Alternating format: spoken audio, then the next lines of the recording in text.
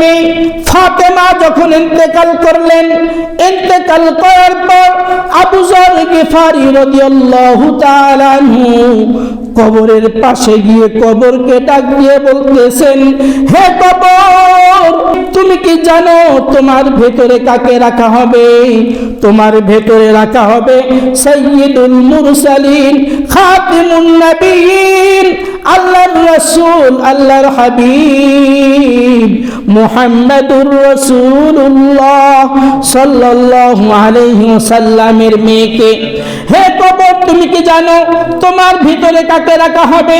তোমার ভিতরে রাখা হবে হযরতে আলী, যে আলীর ব্যাপারে আল্লাহর রাসূল বলেছেন, আমি হলাম জ্ঞানের সাগর, আর ওই জ্ঞানের সাগরের দরজা হচ্ছে আলী।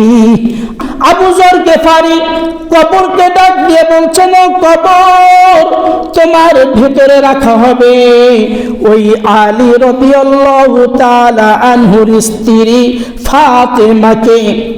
এবার কবরকে জিজ্ঞেস করা হচ্ছে, হে কবর, তোমার ভিতরে এমন একজন মেয়েকে রাখা হবে যেই মেয়ের ব্যাপারে আল্লাহর রাসূল বলেছেন জান্নাতের নারীদের সরদারনি হচ্ছে আমার মেয়ে ফাতেমা। এবার কবরকে ডাক দিয়ে বলছেন, হে কবর, তোমার ভেতরে রাখা হচ্ছে হাসান হুসাইনের মা ফাতেমা রাদিয়াল্লাহু তাআলা আনহাকে।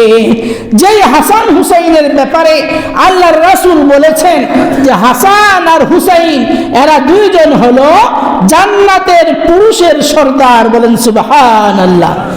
এবার যখন আবু যর গিফারি এই কথাগুলো বললেন, বলার পরে কবর থেকে আওয়াজ আসতেছে, কবর বলতেছে, হে আবু যর, তুমি যেই মানুষের কথা বলেছো এই ফাতেমা, আমি হাসান হুসাইনের মা ফাতেমাকে চিনি না, আমি আল্লাহর রাসূল মুহাম্মাদুর রাসূলুল্লাহ সাল্লাল্লাহু আলাইহি ওয়াসাল্লামের মেয়ে ফাতেমাকে চিনি না, আমি আলীর বিবি ফাতেমাকে চিনি না, আমি জান্নাতের সরদারনিকে হবে সেটাও আমি চিনি না, আমি শুধু চিনি আমল। আমল যে আল্লাহর হুকুম পালন করে আমলটা সঠিক করে যদি আমার কাছে আসে আমি তাকে হেফাজত করব, আর যদি আল্লাহর হুকুম পালন না করে আমি তার হেফাজত করব না।